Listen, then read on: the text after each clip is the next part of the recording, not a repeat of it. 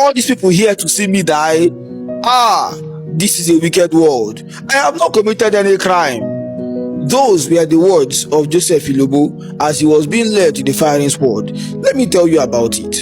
The late 1960s were terrible times for Nigeria, and the Nigerian Civil War had just ended in 1970. The country was traumatized, shattered economy, displaced families, and injured, neglected soldiers were everywhere in the country. A wave of armed robberies followed the Civil War.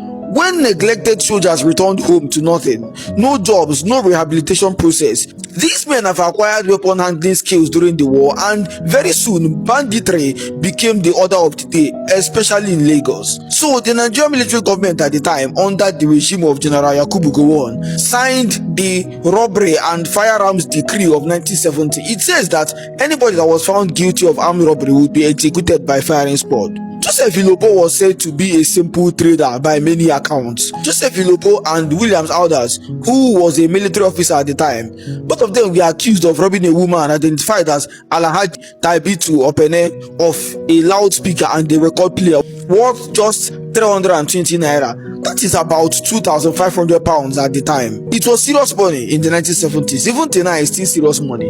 And the tribunal had decided that they were guilty. But from the beginning, Joseph had protested his innocence. Even in the courtroom, he kept on saying, "I did not do it, I did not do it."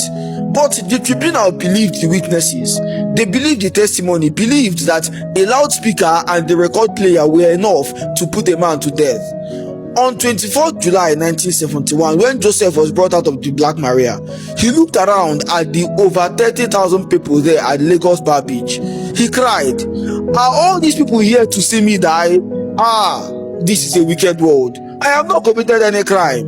Even when he was being tied to the barrel, getting ready to be executed, he screamed again, this time in pidgin, "Make una go call that Alhaja, make she come see me die." Those were his last audible words before he was executed. That was the first public execution by firing squad in Nigerian history. Joseph Ilobo is remembered less for the crime he was accused and more for his haunting final words. Although there are no definitive evidence that he was innocent, but Nigerians still question that execution. Some people still think that Joseph was accused and executed wrongly.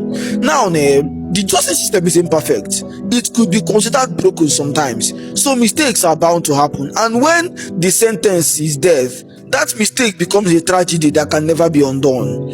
Was Joseph Ilobo guilty of the crimes he was accused and executed for, or was he a victim of a broken justice system?